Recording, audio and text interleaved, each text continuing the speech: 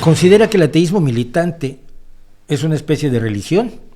La verdad, un ateo militante no es diferente de un evangélico. Pero puedo hacer la lista de diferencias ahora. De cierta forma transforman su perspectiva en un estilo de vida. No. Mira, una religión es la creencia en seres sobrenaturales y en una vida trascendente, es decir, en la trascendencia más allá de esta vida.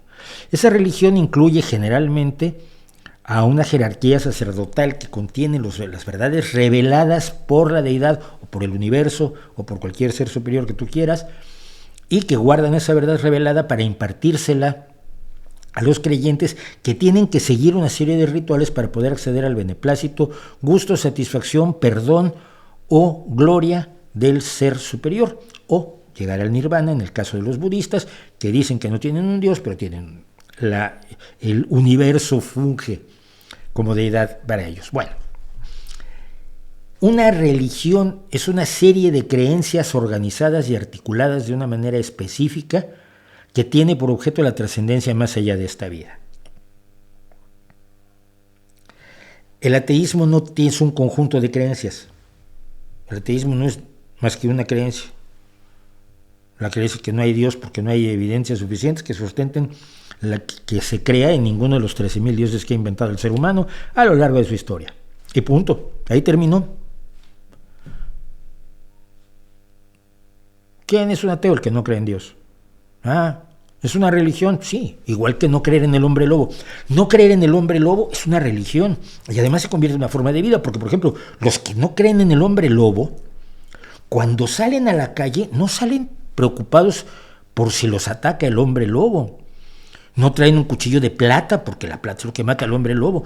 No están en las esquinas viendo si el hombre lobo los ataca, y nunca le enseñan a sus hijos que deben temerle al hombre lobo cuando andan solos por la calle. Esas personas que no creen en el hombre lobo tienen una religión. Igual que los que no creen en la Caperucita Roja, la religión de no creer en la Caperucita Roja. Y la religión de no creer en los unicornios, que es una religión muy importante, porque no cree no solamente en un unicornio, sino que no cree en todos los unicornios. ¿Te das cuenta lo absurdo que es eso? El hecho de que yo haya ocupado parte de mi vida como hombre libre, que afortunadamente soy, a informarles a muchas personas que están esclavizadas y que pueden ser libres, no me hace igual a los esclavistas, no me hace igual a los sacerdotes o a los evangélicos. Yo no uso la creencia ni la emoción, yo uso la razón. Tu Dios, el Dios en el que te han hecho creer, es irracional, está lleno de contradicciones. Tu libro sagrado es absolutamente absurdo, además de ser cruel, sanguinario y malévolo. Y quiero que lo veas, que tú lo pienses, no que creas, que pienses en lo que crees.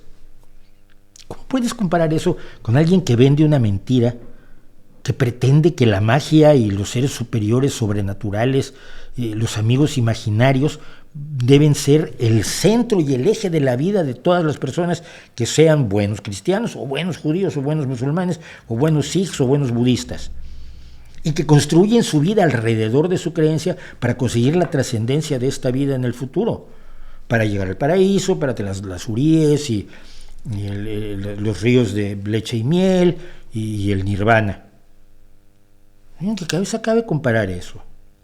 Y por cierto, si no crees en los vampiros, tú eres de la religión de los que no creen en los vampiros. Por favor.